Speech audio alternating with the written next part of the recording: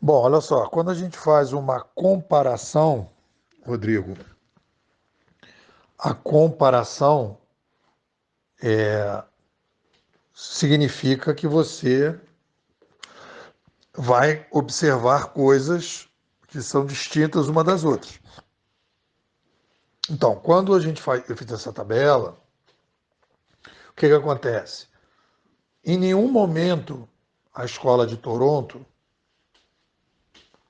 colocou a questão da produção, da administração, das mudanças nos modelos de sobrevivência, a relação entre a mudança do modelo da mídia e a mudança, o surgimento da República, por exemplo. Isso não aparece, né? Que a mídia permitiu o surgimento da República. Não lembro. Se aparece, é pontual, não é o centro. McLuhan ele vai se preocupar e ele dá uma grande contribuição para dizer que a subjetividade humana, né? E aí ele vai fazer toda uma análise em que a gente faz mudanças na subjetividade, né? Na placa-mãe, na plástica cerebral, em que ele diz o meio é a mensagem. Não sei se eu li uma vez, Palhano, que é o nosso especialista, confirma, que o título era O Meio é a Massagem. E aí o editor botou o meio é a mensagem e ele achou legal. Não sei se é verídico ou não. Mas o meio é a mensagem, né? Quando ele diz isso, ele diz: o meio modifica. E aí tem uma entrevista na televisão que ele diz: não importa o canal que você está assistindo, a televisão está mudando a sua cabeça. O fato de assistir a televisão está moldando a sua subjetividade, a sua plástica cerebral, a sua individualidade. Então, o foco principal do McLuhan era essa compreensão dessa mudança, né, na subjetividade humana. E aí se coloca dessa forma. Quando a gente faz a discussão da bimodais, a gente pega tudo isso e vai além. A gente diz: olha, há um aumento populacional e a revolução de mídia é uma ferramenta do ser humano para criar modelos de administração, de sobrevivência mais sofisticados. Dentro da sobrevivência, obviamente que existem objetividades e subjetividades, mas é o foco que a gente está falando. É o foco. Quando a gente diz pessoas, profissionais e organizações, tem subjetividade. Tem subjetividade, mas a questão é o foco. Quando a gente fala em futurismo competitivo, a gente, e aí, inclusive agora recentemente, eu tirei o pessoal e deixei só, se você reparar os últimos artigos, o último artigo que eu falei sobre isso, eu coloco ajudar profissionais e organizações, eu tirei pessoas. E aí você pergunta, é o foco da escola? Não, era o foco do NEPO e virou o foco da Bimodais. Eu coloco isso como a missão da escola. Ajudar profissionais e organizações a competir neste novo mercado. Então, este é o nosso foco. Aí você vai dizer, mas existem outras questões? Existem. Existe a possibilidade da gente pesquisar outras coisas? Existe. Só que você tem que definir quando você vai atuar, você tem que definir qual é o foco.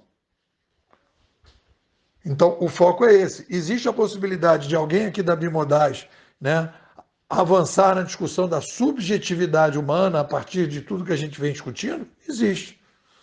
Mas o foco geral da escola, né? E aí eu acho que tem uma coisa que eu acho bacana a gente entender, que é o seguinte: existem prioridades, aí vamos colocar questões importantes. A pandemia gerou uma demanda por vacina, sim ou não? Então houve uma concentração dos pesquisadores para resolver a vacina. Quando acontece um terremoto, há uma concentração das pessoas para resolver o problema do terremoto. Né? As pessoas, é um estado de emergência. Qual é o estado de emergência hoje que eu identifico nos profissionais e organizações? O estado de emergência que existe hoje é um estado de emergência para que se tenha uma posição que é o que eu faço diante deste novo cenário que eu não estou entendendo nada, em que organizações estão perdendo valor, em que organizações precisam fazer o que o pessoal chama hashtag transformação digital. Então existe a demanda por uma vacina. Então, como eu estou nesse mercado desde 1995 de estratégia de internet, eu assumi que quero ajudar nessa vacina. Então existe uma prioridade hoje na sociedade para esta vacina. Existem outras doenças que existem na sociedade hoje com outras prioridades? Existe. Mas igual a pandemia, a gente precisa de uma vacina. Então, a prioridade de um profissional de uma organização hoje é como é que eu faço, como é que eu passo, eu mantenho a minha competitividade neste cenário que eu não estou compreendendo. Então, a escola vem apresentar uma vacina. E se você reparar, o que mais se fala hoje aí no mercado é transformação digital. Todo mundo procurando uma vacina. Então, o que às vezes a gente acontece aqui na escola é que as pessoas falam assim, mas a gente pode discutir isso também. Mas tem essa questão também. Tem aquela outra também. E aí, qual é o papel do curador, que é o meu caso? É não perder o foco. É não perder que existe uma demanda por uma vacina. Essa vacina, o que as pessoas estão propondo aí de vacina, é um lixo.